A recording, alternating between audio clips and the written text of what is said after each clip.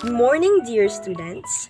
I am teacher Trisha, and today my group and I will be discussing about the information processing theory of George Armitage Miller.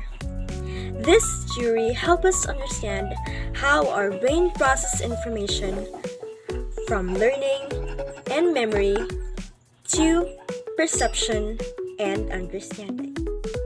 To gain a deeper understanding about IPT, let's identify the different types of knowledge. First, general versus specific knowledge. General knowledge refers to broad, widely applicable information, while specific knowledge refers to specialized knowledge in a particular field. Second is declarative knowledge. Knowledge of facts and concepts that can be stated explicitly. Third, procedural knowledge. Knowledge of how to perform tasks or actions. It involves skills and procedures. Fourth, episodic knowledge. This knowledge is based on personal experiences and specific events in one's life.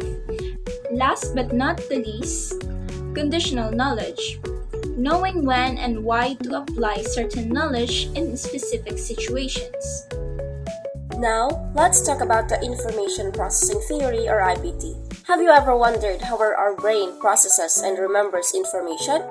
Well, IPT explains this through three main stages: encoding, storage, and retrieval.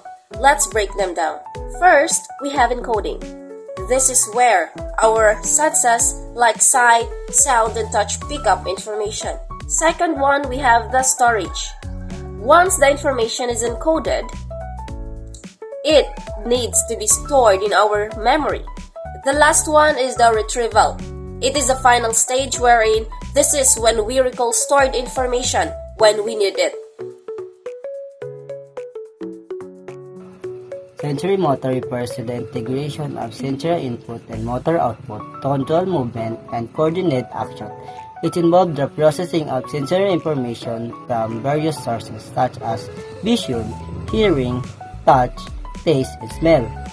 Forgetting refers to the loss of inability to recall previously learned information, memories, or skill.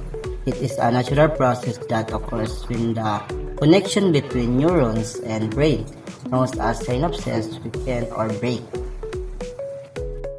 So next, we're going to the methods for increasing retrieval of information.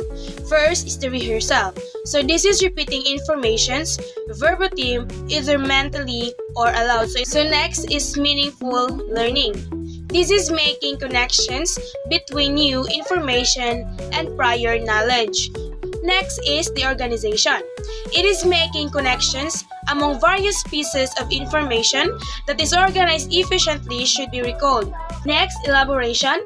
This is adding additional ideas to new information based on what one already knows. It is connecting new info with old to gain meaning.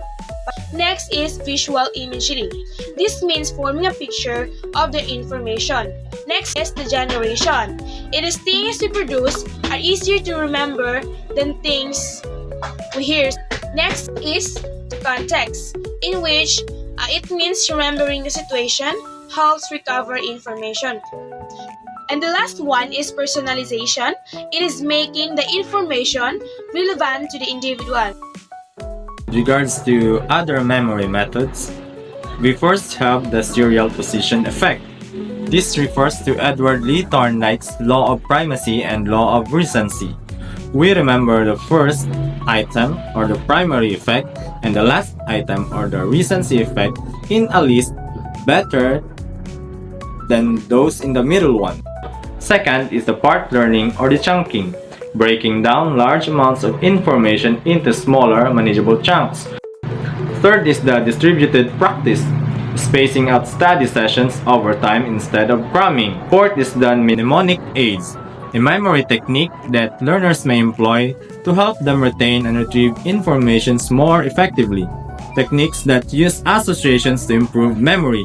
This includes lossy technique, acronym, sentence construction, peg word, and more.